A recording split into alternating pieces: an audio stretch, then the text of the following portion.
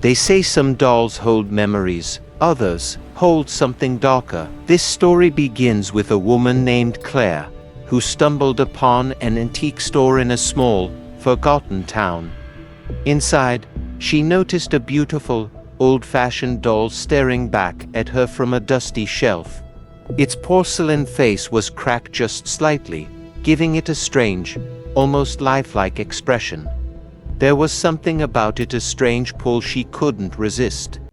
So, without much thought, Claire bought the doll and brought it home. She thought it'd make a quirky decoration piece, something to show off to friends, but little did she know that she'd brought home something far more sinister. The first night she had the doll in her house, Claire woke up to the sound of soft scratching. She brushed it off as the house settling, or maybe just a random noise in the night. But as she lay in bed, she could feel something off, like an unseen pair of eyes watching her from across the room. She ignored it, chalking it up to her imagination, and eventually fell back asleep. The next day, things started getting stranger. Claire couldn't shake the feeling of being watched, especially when she was near the doll. She'd walk into the living room where the doll sat on a shelf, and it was like she'd interrupted something. Its glassy eyes seemed to follow her every move. She even joked with herself, saying, "Guess I bought a creepy one." But as the days went on, what seemed like innocent quirks started to escalate. She'd hear faint giggles echoing through her house at night, always around 3 a.m. at first. She thought it was her mind playing tricks on her. But soon, the laughter grew louder, as if someone or something was in the room with her. She felt icy chills and saw shadows moving out of the corner of her eye. Her dog, Max, began barking at the doll, growling with his fur standing on end every time he was near it. One night, Claire woke up to the feeling of tiny, cold fingers brushing against her ankle. She jolted awake, heart pounding, but found herself alone in the room, well, alone except for the doll sitting in the corner. She could have sworn she'd left it on the living room shelf. But now, here it was, in her bedroom, positioned to face her bed with that unsettling, cracked grin. Frightened, Claire decided to put the doll in the attic. Out of sight, out of mind, she thought. But that didn't stop the disturbances. That night, she awoke again to find her bedroom door slowly creaking open, though she was certain she'd locked it. In the dim light, she saw the doll standing in the hallway, just a few feet from her door, staring directly at her. Desperate, Claire called a friend who was knowledgeable about paranormal activities. Her friend warned her, dolls can be vessels for spirits. They can attach themselves to objects, especially ones as personal as a doll. Claire's heart sank as she heard this. She realized she wasn't just dealing with an eerie decoration. This doll was haunted. Her friend suggested a ritual to cleanse the doll, to send the spirit back. But as Claire gathered the courage to go through with it, the activity in her house grew more violent. Doors slammed shut, items were thrown across the room, and the doll seemed to appear wherever she went, its grin wider and more menacing each time. Finally, one evening, she saw it move. Not a trick of the light, not her imagination, but the doll lifting its hand, as if to wave. That was the breaking point. Claire packed up the doll and drove out to the same antique shop, praying it was still open. The shopkeeper greeted her with a knowing look, as though he had been expecting her return. When Claire told him about her experiences, he simply nodded and said, "You're not the first. That doll has a history one I hoped was left behind." She left the doll with him, feeling a mixture of relief and lingering fear. But as she drove away, she couldn't help but glance in her rearview mirror.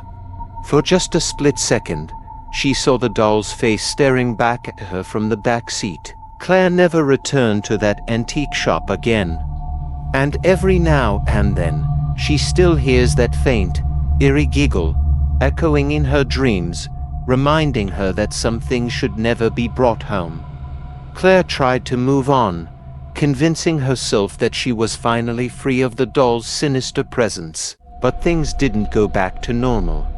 Weeks after leaving the doll behind, she'd still hear sounds in the night, soft, scratching noises echoing through her home, as though someone, or something, was moving around. Her dog, Max, who had stopped growling for a time, began acting strangely again, often staring into corners, whining, or refusing to enter certain rooms. One evening, after coming home from work, Claire found a note on her doorstep. It was an old piece of paper, worn and faded, but the words were freshly scrawled in a messy, childlike handwriting. "You can't leave me." Her heart sank as she realized that even though she'd returned the doll, it hadn't let go of her. Desperate for answers, she decided to return to the antique shop. When she arrived, the shop was empty. The shelves were cleared out, and the store was stripped bare, as if no one had been there for years. Confused, Claire searched the internet for the shop's name and address, only to find no record of its existence. It was as if the entire place had vanished. Claire's experiences continued to worsen. She'd find doors unlocked, lights turned on that she swore she'd turned off, and the same old note appearing again and again, "You can't leave me." Each time, it felt more like a threat. Finally, she reached out to a paranormal investigator, someone who specialized in cursed objects. When he arrived, the investigator immediately sensed a dark energy lingering in the house.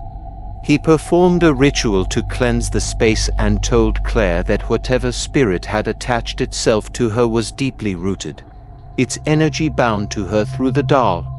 According to him, some spirits are drawn to certain people's energy, attaching themselves in ways that make it difficult to break free. After the ritual, things finally seemed to calm down. The noises faded, and the eerie feeling in her house began to lift. Claire hoped, just hoped, that the spirit had been appeased and would leave her in peace. But deep down, she knew that some things never really go away. Now, every Halloween, Claire is haunted by the memory of the doll. She catch glimpses in mirrors, hear faint giggles, or spot a shadow moving where there shouldn't be one. And every now and then, she find a note lying around her home, the same chilling message scrawled in that familiar handwriting. "You can't leave me."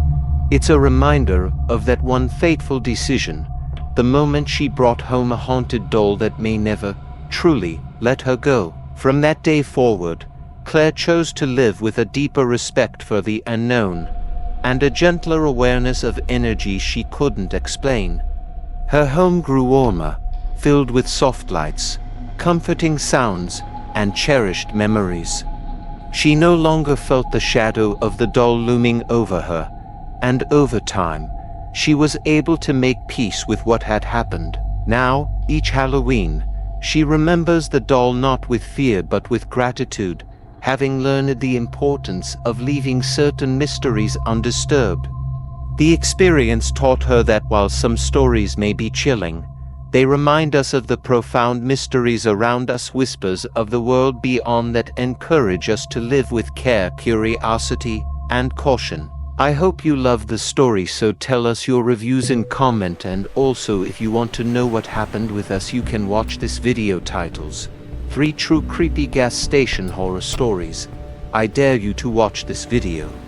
And of course, if you loved this video, don't forget to subscribe us to get our new uploads fast.